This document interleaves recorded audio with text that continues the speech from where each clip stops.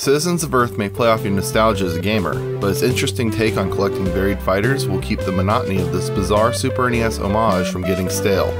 Its beautiful art design and aesthetics are truly memorable of past JRPGs greats like Earthbound with the infusion of Psychodent and Pokemon. After experiencing a failed Kickstarter, Eden Industries got their inspired game published by the cult-creating publisher Atlus. With games like Shovel Knight finding critical acclaim, could Citizens of Earth be the next big game from the world of crowd surfing? Or will its lack of funding present too many problems to a complex game? Well, in many ways, yes, but sometimes it just doesn't get up that mountain. Exterminate! The story is charming and simple.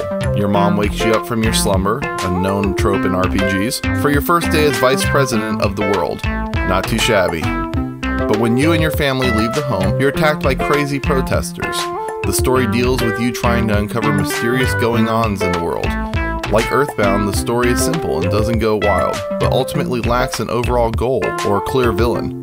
Things happen, and you respond. Never quite sure why the vice president is doing all this when his character seems so selfish. Of course, how silly of me.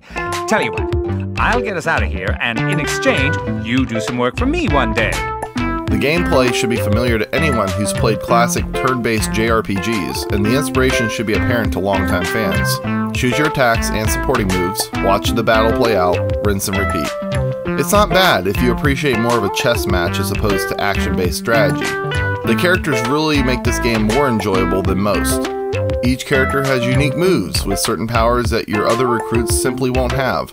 And this provides a collecting mentality I haven't experienced since the heyday of Pokemon. As your characters gain experience, they discover new moves, encouraging a constant rotation of your weaker characters in an attempt to discover their later powers. They also have a unique ability that provides changes to the game. Your brother can ship items to you mid-exploration. The officer opens a collection of wanted people to arrest, and the car dealer gets you a car to travel around on. Before you know it, you'll have your eyes on the pilot and the captain, knowing what unlocking them will grant you. It makes something like changing the game's difficulty feel more like a reward rather than a requirement. The battles are enjoyable, and I reveled in hurling my citizens at monsters for preemptive strikes, or simply avoiding battles altogether. Sometimes it does feel overly repetitive though, especially after you overpower the monsters. There doesn't seem to be a huge difficulty slope, and I only died a handful of times. Even then, the game just sets you right outside of the battle to try again, taking away any fears of dying. You're more likely to die because you simply stop paying attention. Now that is irresponsible advertising. I am sorry. It was indeed misleading.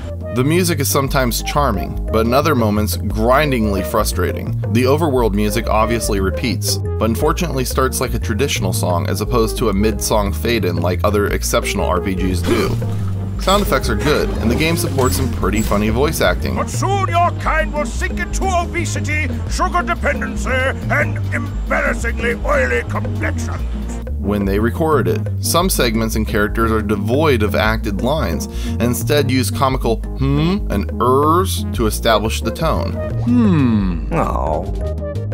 Despite this, the characters are interesting, even if you only get to know them briefly, mostly because they use average stereotypes to create memorable characters. Like in Punch-Out for the Wii, they come across as personable characters, and not offensive because they're treated in a loving manner in order to quickly provide an emotional connection. Having the ability to name them also creates a bond, since you've added in some of your own flair to an outlandish set of a daunting list of 50 unique personalities.